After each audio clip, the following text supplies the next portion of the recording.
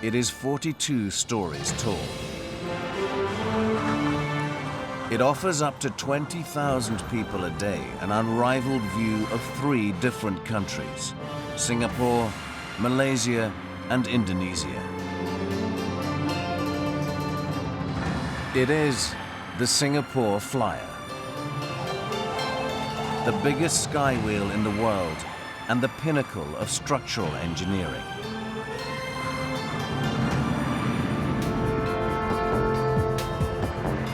The Flyer owes its success to more than 100 years of engineering breakthroughs.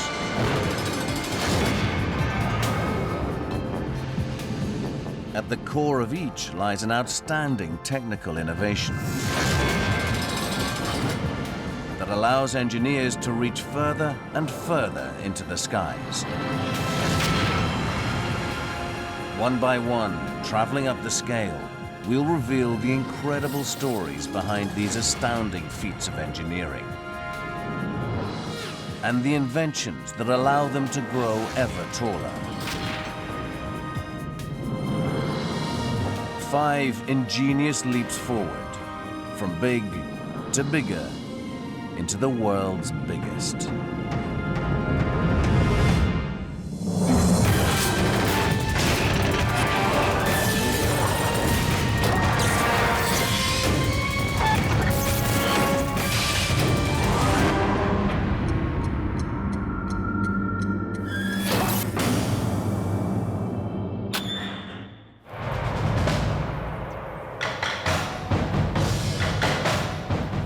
Dawn in Singapore.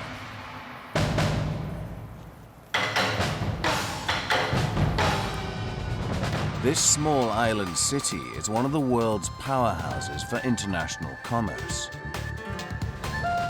But the Singapore Flyer towers over office blocks in the nearby business district. And it's not just the size that impresses the locals. The wheel has become associated with good fortune. In fact, they read into the 28 capsules that it's 2 times 8, it's double fortune. From the top, tourists and locals alike look down from the heavens on a toy city where people are mere dots. This is no fairground ride. It's a whole new way to see the world. To understand how the Singapore Flyer can be this tall, we must travel back in time. At the close of the 19th century, a young engineer has a vision: to build something the world has never seen before. To do this, he will need to completely reinvent the wheel.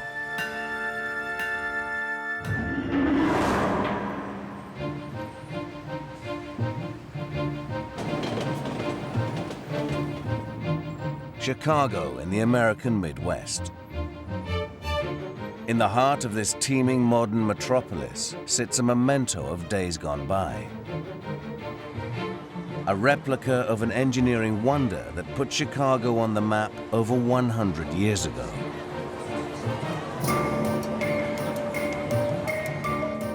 In 1893, Chicago hosts the prestigious World's Fair.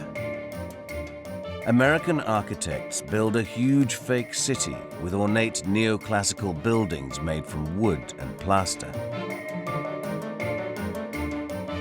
But the fair is also supposed to be a celebration of American ingenuity.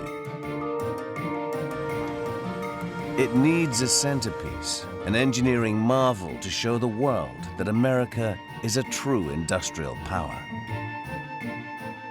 Organizers reject several designs, pale imitations of the Eiffel Tower in Paris. They challenge engineers to come up with something truly novel. At the time, George Washington Gale Ferris Jr. is a successful engineer based in Pennsylvania. Ferris was a young fellow, tenacious and visionary. He would accept almost any dare or almost any challenge. That was his nature. Ferris is known for building record-breaking bridges. But for the World's Fair, he dreams up something utterly unique. An 80-meter tall revolving wheel that would lift passengers high into the air. He would make it out of a brand new building material, steel. It's a hugely ambitious design. Well, first of all, everybody thought he was nuts because they didn't think a wheel could be built that big. People thought he was out of his mind. They actually called him the man with wheels in his head. People have good reason to doubt Ferris. Steel wheels aren't a new idea. They're already used on vehicles like trains. But in these wheels, the steel spokes have to be thick and strong so they don't buckle. This makes them heavy.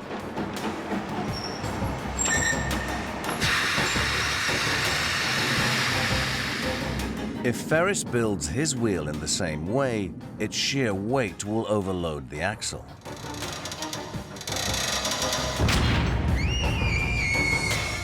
He must find a way to build a lighter wheel. The answer lies in a new form of transport, the bicycle.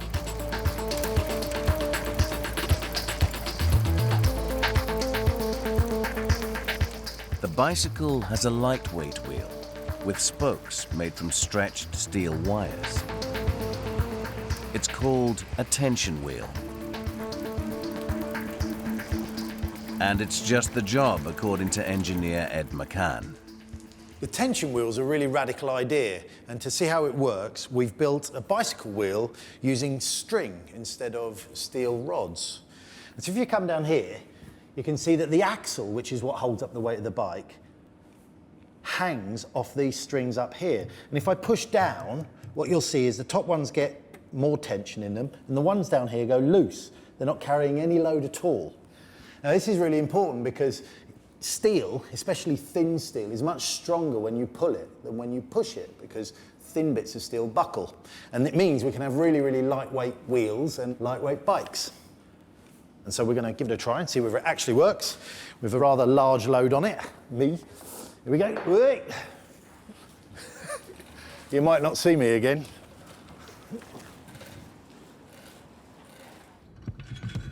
Ferris designs a huge bicycle wheel. A lattice of steel girders forms the rim. Steel spokes, just 6 centimeters thick, tie the rim to the hub. By using such thin spokes, Ferris can make his tension wheel much lighter than a traditional wheel. Ferris has cracked the weight problem on paper. Now he must find a way to actually construct his huge steel wheel.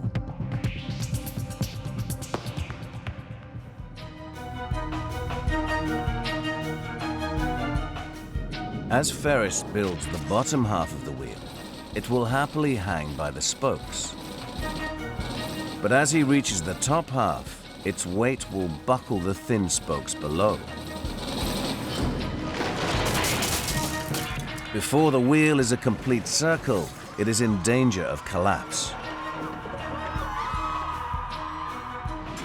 To support the upper half of the wheel during construction, Ferris builds a giant frame of scaffolding.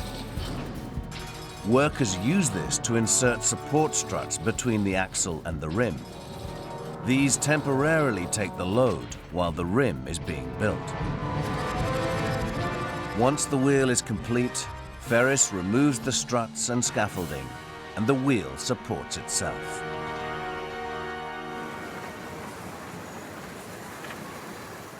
When it opens in 1893, the Ferris wheel is the star of the Chicago World's Fair.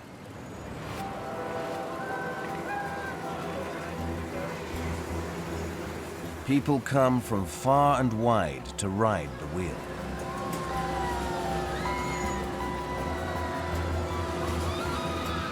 Its modern replica still attracts crowds today. You just slowly, smoothly went into the air. If you look down, it was like the ground was lowering away from you. In 1893, an age before aeroplanes, this is the first time the general public have a chance to see the world from above. It was spectacular. It was a once-in-a-lifetime experience. Those who had the opportunity to go were quite pleased that they spent 50 cents to take that ride. In 10 months, over 1.5 million people ride the wheel.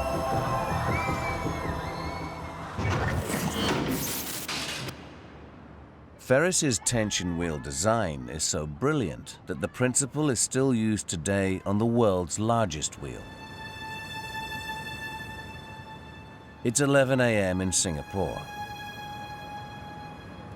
In the clear morning air, passengers on the flyer can see far across the city and beyond. From a distance, the wheel looks like an unsupported circle in the sky.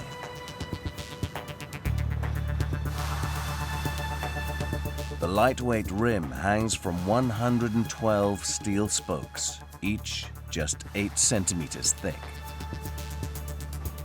As with Ferris's original wheel, these thin spokes can only support the rim once the wheel has been pieced together.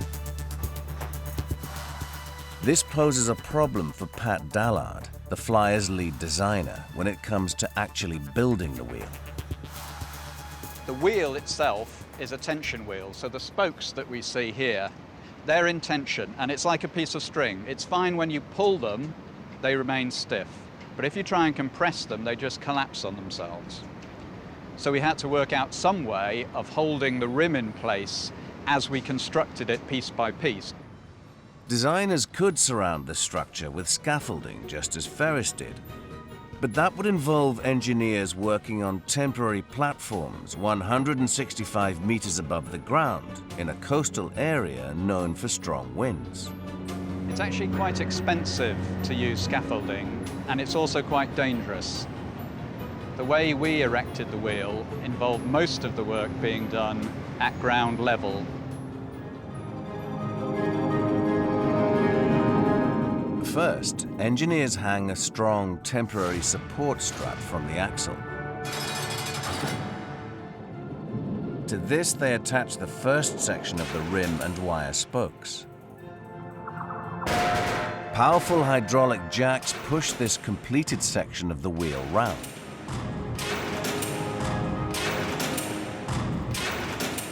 Then engineers attach the next section of rim and fix a second support strut into position. This process is repeated, and section by section, the wheel grows. Using this method, the entire wheel is built slice by slice without the need for any scaffolding. Once the wheel is complete, engineers remove the temporary struts and the wheel supports itself. By constructing such a huge wheel, engineers give passengers a new view of the world. But building a bigger wheel than anyone else also invites the world to take a fresh look at Singapore.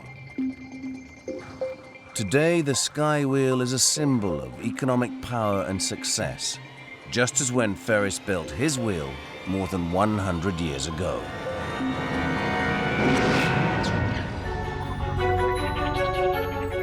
Back in 1893, Chicago gave the world a new type of structure.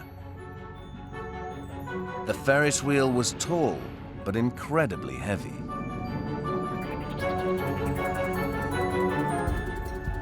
To build an even bigger wheel at Earls Court in London, engineers would have to find a new way to drive its massive frame around.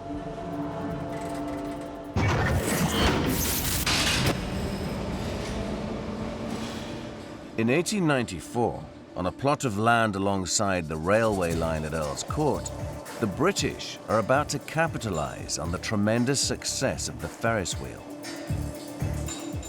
Just 1 year after the Chicago wheel opens, London plans to build a wheel of its own. The engineer in charge of the project is ex-naval officer Walter Bassett. Bassett wants to build a Skywheel 94 meters high. Aptly named the gigantic wheel, it will be 14 meters taller and much heavier than Ferris's original wheel. Bassett's problem is making it turn. One of the challenging things about Ferris wheels is getting them moving. And with this model, we're going to explore exactly what the challenge is. You might think that we would do it like a car wheel or a bicycle wheel and grab the middle and twist it round. But actually, with a Ferris wheel, that's not a very good idea. If I push down here, you can see that the string moves a lot before the wheel starts moving. When Ed turns the wheel from near the middle, he puts pressure on the spokes, stretching them. Ed attaches a handle to the wheel's axle to show what happens when you turn the wheel at speed from the middle. Let's give it a go then.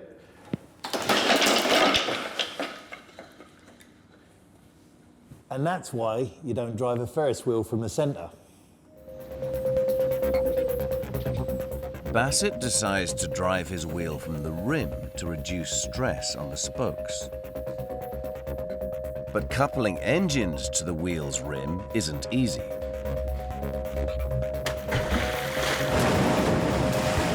Having spent many years in the British Navy, Bassett hits on a nautical solution.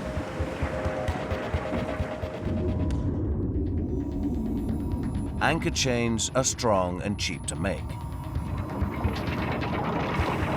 Ships use special winches called capstans to pull the chains. Bassett decides to use this technology to drive his Earls Court wheel.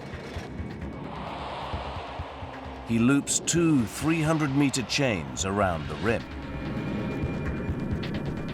The chains run underground, where 5-ton weights hold them taut. Two steam engines turn the capstans which pull the chains.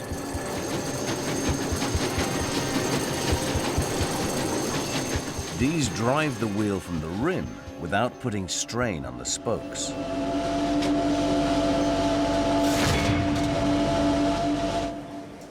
When it opens in 1895, the gigantic wheel at Earls Court is one of the tallest structures of any kind in London.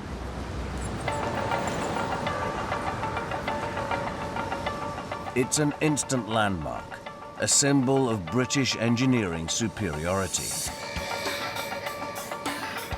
But its success is short-lived. Just a few days after the wheel opens, one of the weights keeping the drive chains tight works itself loose. The chain falls slack and jams between the rim and one of the carriages. One evening 10 months later, the wheel breaks down again. This time, around 70 people are stuck in the cars, and there's no way of getting them down.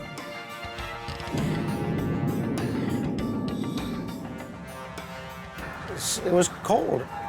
A lot of them didn't have warm enough clothing on, so they tore the curtains off the windows and wrapped in those.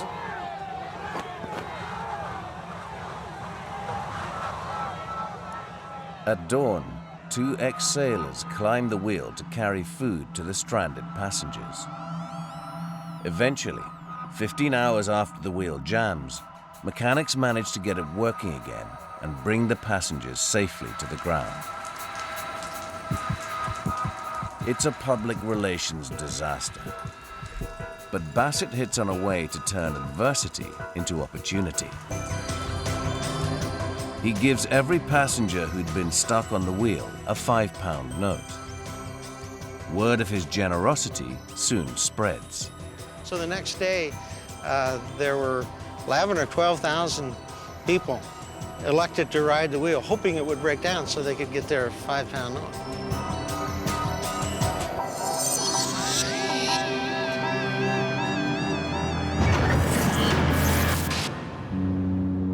Bassett's idea of driving the wheel by its rim stands the test of time.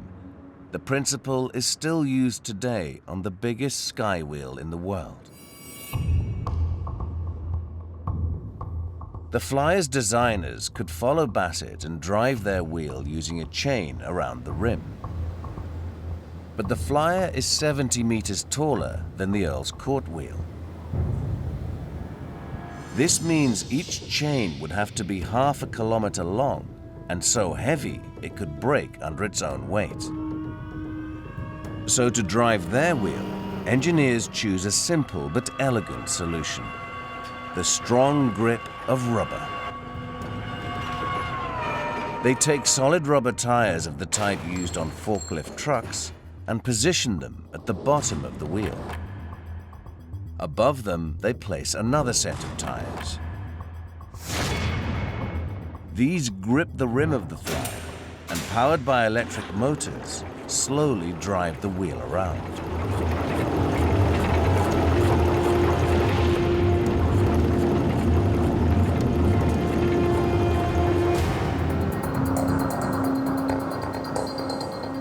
The rubber tires turn the Flyer smoothly through a complete revolution every 30 minutes.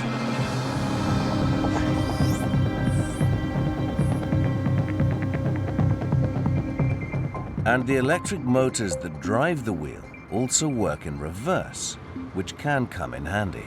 The direction of rotation was changed following advice from feng shui experts. Now before, it was rotating so that the wheel moved away from the city and it was taking good fortune away from it. But now that they've reversed it, it's taking good fortune towards the financial centre. For Singapore, the Flyer isn't just a tourist attraction, it's a symbol of prosperity and a source of good luck. But back in the early 1900s, the fortunes of big wheels take a turn for the worse. Although Ferris's original wheel spawned several other large wheels, as the novelty fades, people stop coming. Within 20 years, nearly all big wheels, including the one at Earls Court, are broken up and sold for scrap. This looks like the death of the Skywheel.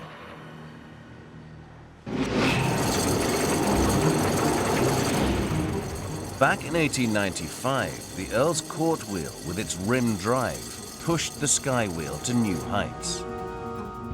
But it would be a century before big wheels would rise again. To build the 135-meter-tall London Eye, engineers would have to find a way of giving passengers a perfect panorama.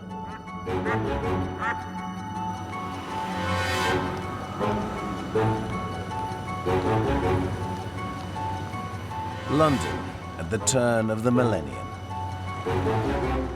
The city needs a monument fit to mark the next 1,000 years.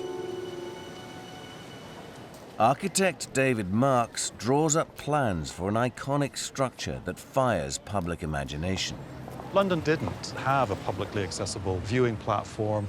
Our idea was to provide London with a vantage point so that people could appreciate the views over the city in the same way that people can appreciate views over Paris or New York, you know, with the Eiffel Tower or the Empire State Building.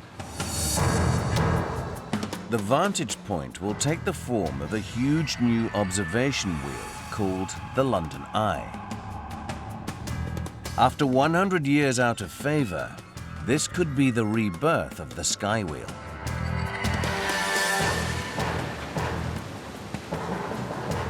Engineers construct the wheel flat on temporary islands in the middle of the River Thames.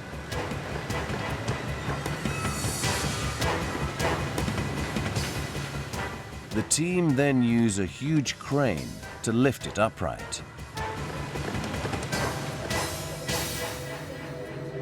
Half of London turned out to see it go up. And it was a phenomenal sight when that happened.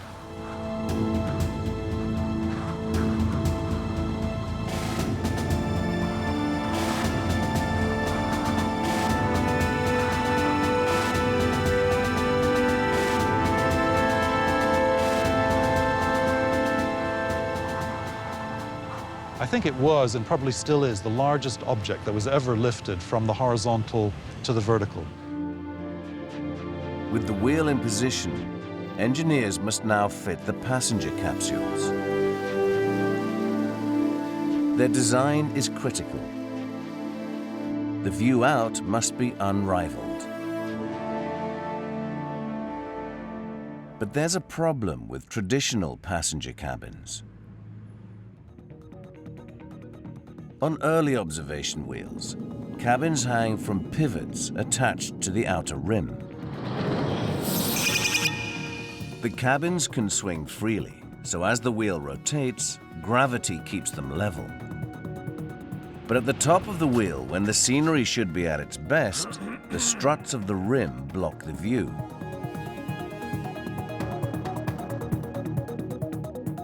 This isn't good enough for the designer of the London Eye. The other thing we wanted to do is to make sure that when you got to the top of the wheel, you really were on the top of the wheel, so you weren't suspended from gimbals underneath a structure. And so the idea was to put the capsules on the outside of the wheel. This had never been done before.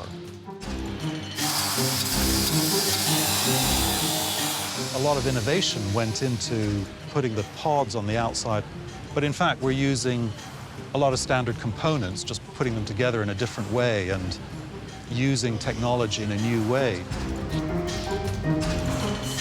The real challenge for David Marks and his engineers is finding a way to keep his glass capsules level as the wheel turns. If he simply bolts them to the outside of the rim, as the London Eye revolves, so will the floor of the passenger capsules, with predictable results.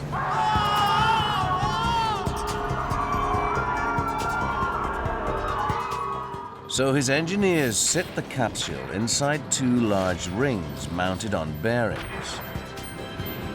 Within these rings, the capsule can rotate freely. The engineers attach the rings to the rim of the London Eye. As the wheel revolves, the capsule is free to turn. It's 5 a.m. in London. While the city sleeps, maintenance engineers oil the bearings that keep the capsules turning smoothly. But working out how to actually drive the capsules around has designers scratching their heads. They could let them hang freely and rely on gravity to keep them upright. But this would only work if they installed a 1-ton counterweight at the base of each capsule. That would make them far too heavy.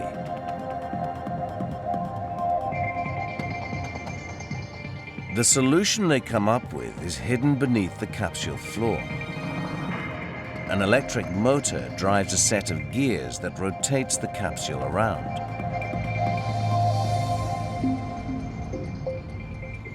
The speed of the motor is synchronized with the speed of the wheel, so the floor remains level all the way round.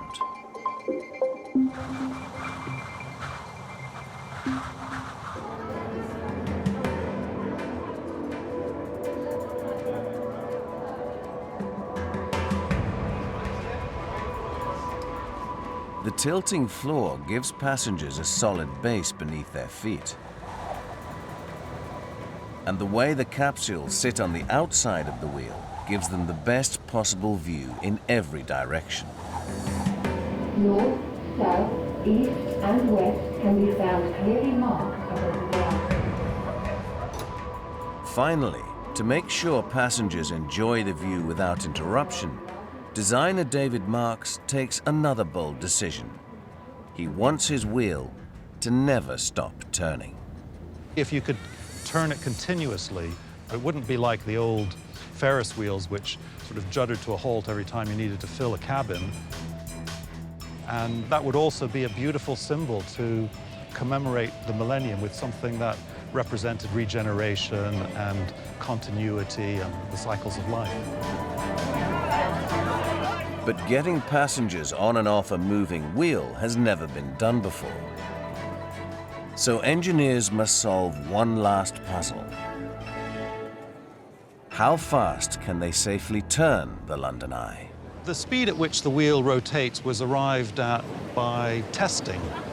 We knew that we wanted it to turn continuously, that we needed to get people in and out of the capsules. So we built a mock-up. In their factory in a small village in the south of France, manufacturers mount one of the London Eye's capsules on rails. We pulled it along the factory floor. The entire village turned out and moved in and out of this pod.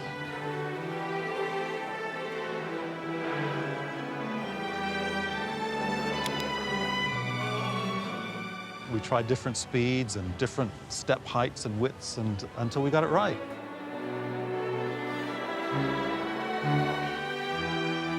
The tests show that passengers start falling over if the platform moves above 2 kilometers per hour.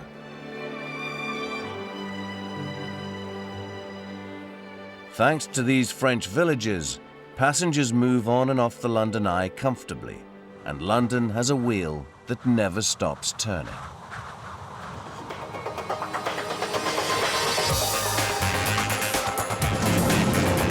The London Eye forms the centerpiece of the city's Millennium celebrations on New Year's Eve 1999.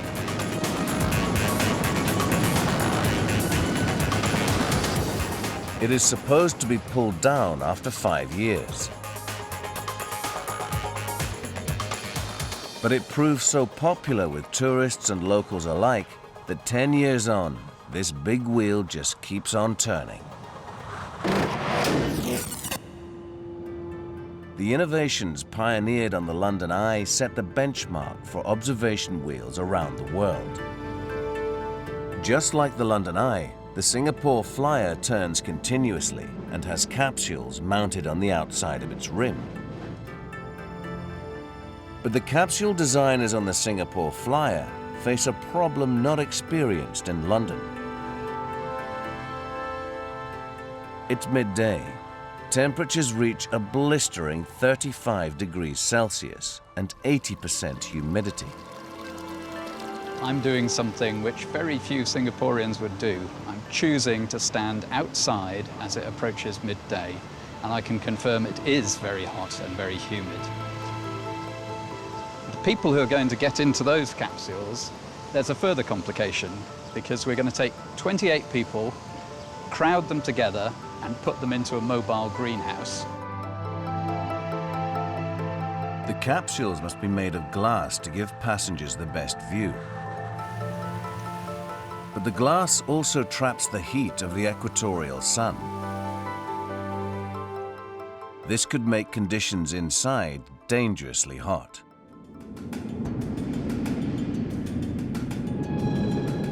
To prevent the passengers being roasted alive, the designers install 4 powerful air conditioning units in each capsule. As the units suck warm air from the cabin and cool it down, water vapor in the air condenses and turns to liquid. The resulting dry, cold air is then blown in at the top of the capsule, cooling the passengers. But in just 1 hour, this process generates 32 liters of water.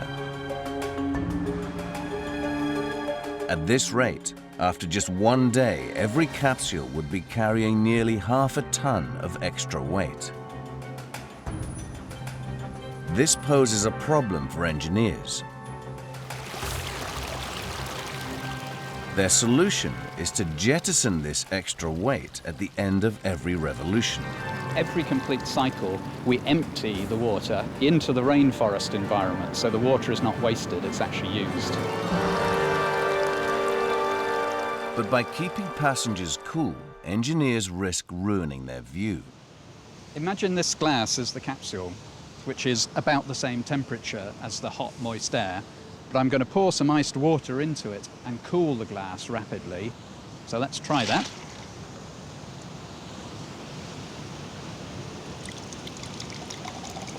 So the glass is now cooling down to the temperature of the iced water. And the air, as it blows past it, is being cooled as well. And you can see it's already starting to mist up. To combat this, engineers in the control office at the base of the flyer check each capsule for condensation as it comes round.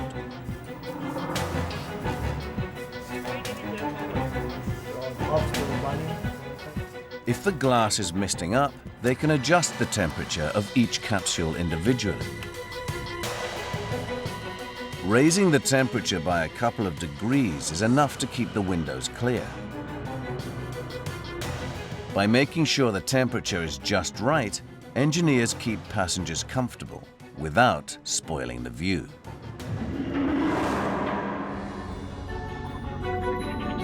Back in the year 2000, the capsules on the London Eye gave passengers an unobstructed view. But as wheels get taller, they become more exposed to the elements. Chinese engineers would have to find a way to keep the 160-meter-tall Star of Nanchang stable in strong winds.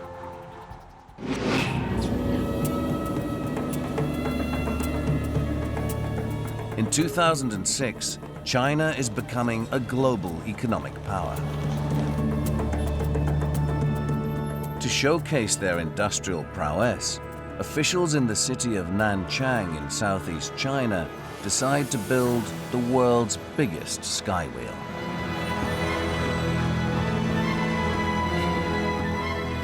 They want it to stand out on the horizon by day and shine like a beacon with thousands of lights by night.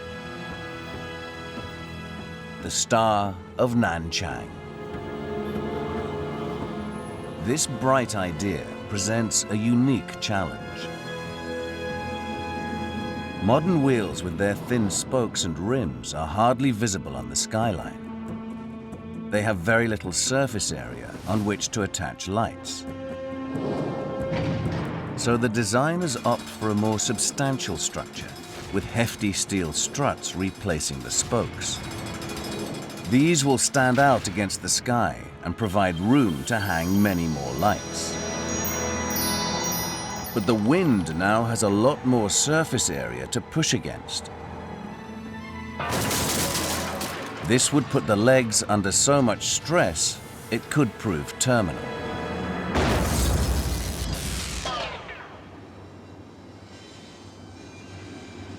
To make sure the Nanchang Star doesn't catch the breeze like a giant sail, designers must test how their wheel will stand up to the fiercest winds.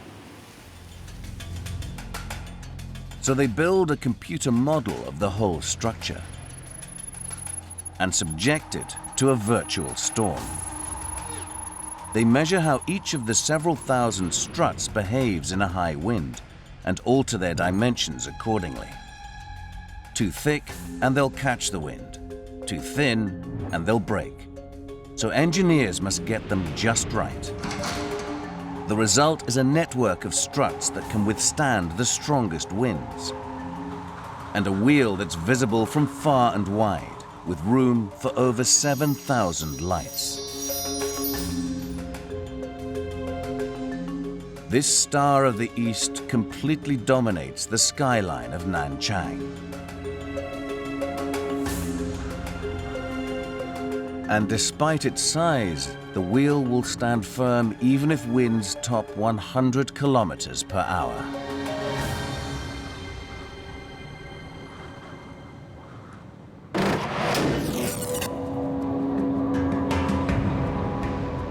Designers working on the Singapore Flyer have an even tougher challenge on their hands. It's mid-afternoon in Singapore. This close to the equator, afternoon thunderstorms can appear out of nowhere, bringing winds of up to 145 kilometers per hour. Locals have a special name for these sudden storms. They call them Sumatra squalls.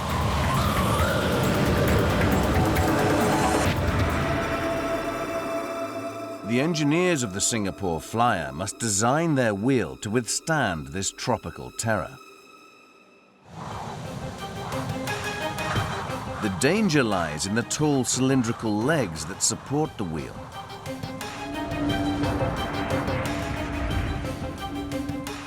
When wind rushes around the legs of the flyer, it forms mini tornadoes called vortices. These areas of low pressure suck the legs sideways, first one way, then the other.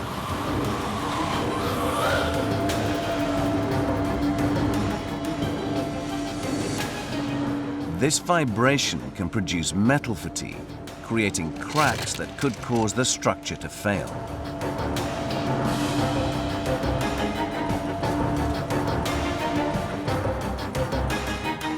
Engineers must find a way to stop the flyer's legs from rocking back and forth.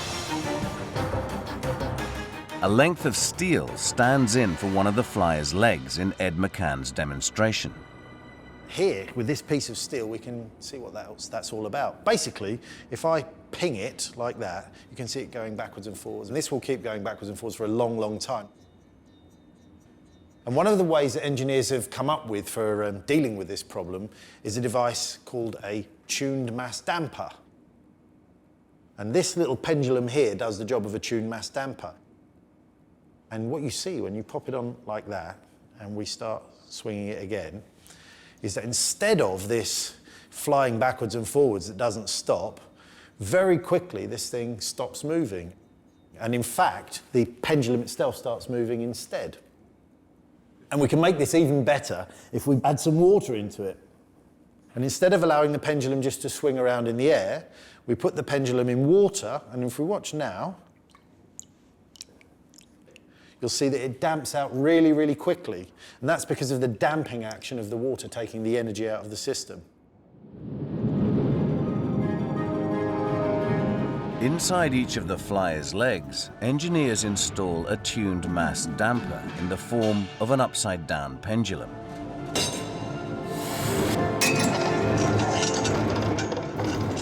When the leg moves one way, the damper moves the other.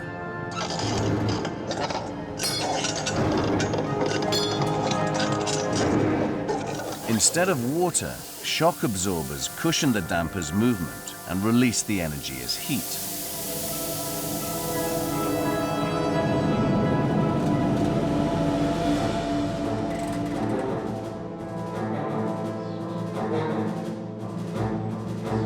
Within each of the flyer's hollow legs, there's an 85-meter-high ladder that gives engineers access to the damper.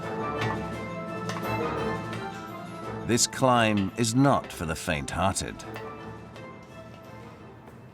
I'm now halfway up one of the column legs of the flyer. What we're looking at is the top of the tune mass dampers.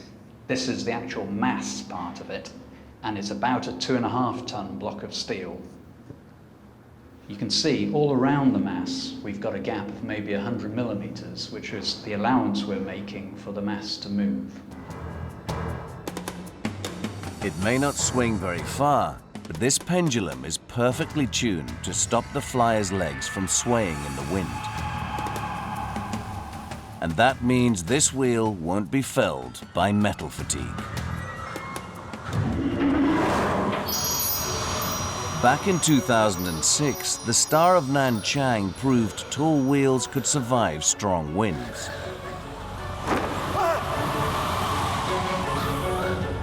But lifting people to these giddy heights is not without risk.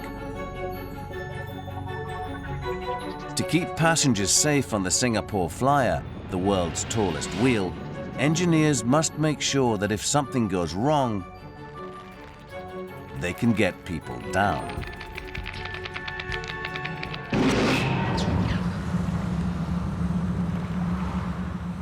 December 23rd, 2008.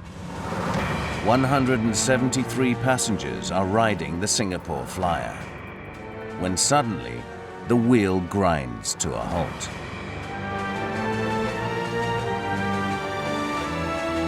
All on board are trapped in mid-air. An electrical fire in the control room has cut the power supply to the drive wheels. So engineers start the backup generator. But this is routed through the same fire-damaged control room, so it fails too. This leaves operators no way to turn the wheel and get passengers back on the ground.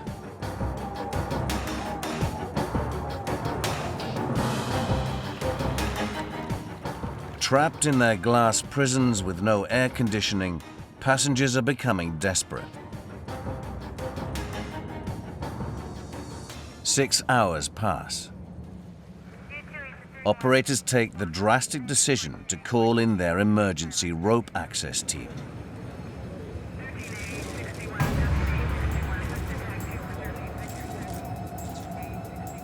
They scale the outside of the wheel and slowly lower passengers down through the darkness by rope.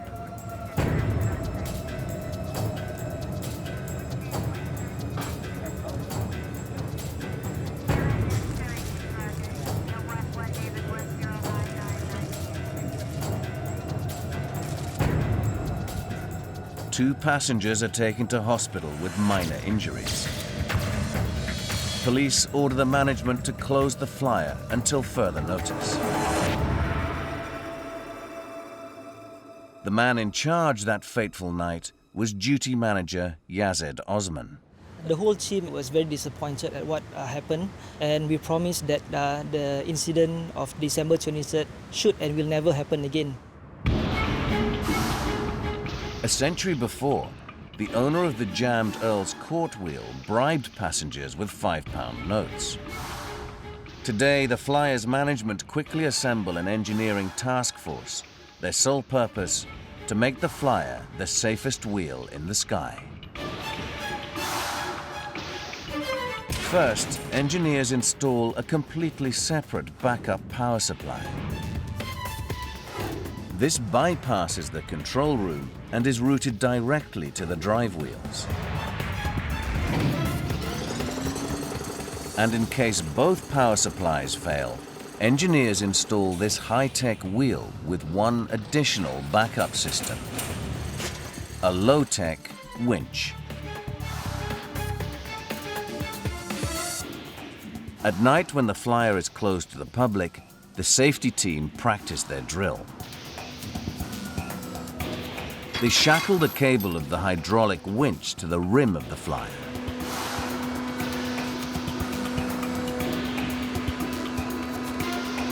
Okay, release the brake. As they wind the winch in, it slowly pulls the 1,000-ton wheel around.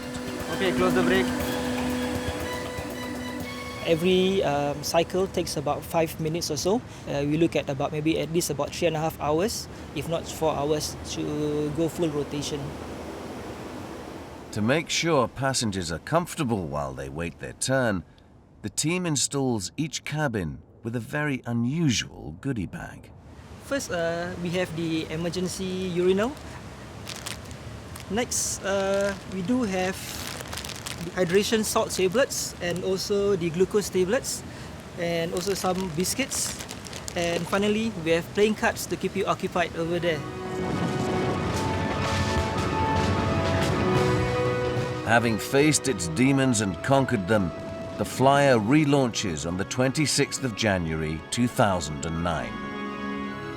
So far, engineers haven't had to use the backup systems once, but they're always kept ready just in case.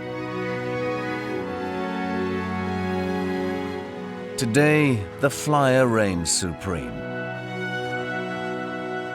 This moving human observatory is the largest wheel that has ever turned. Its success means that Skywheels now rival skyscrapers as urban icons. And that means that somewhere, someone is dreaming up a way to build an even bigger one.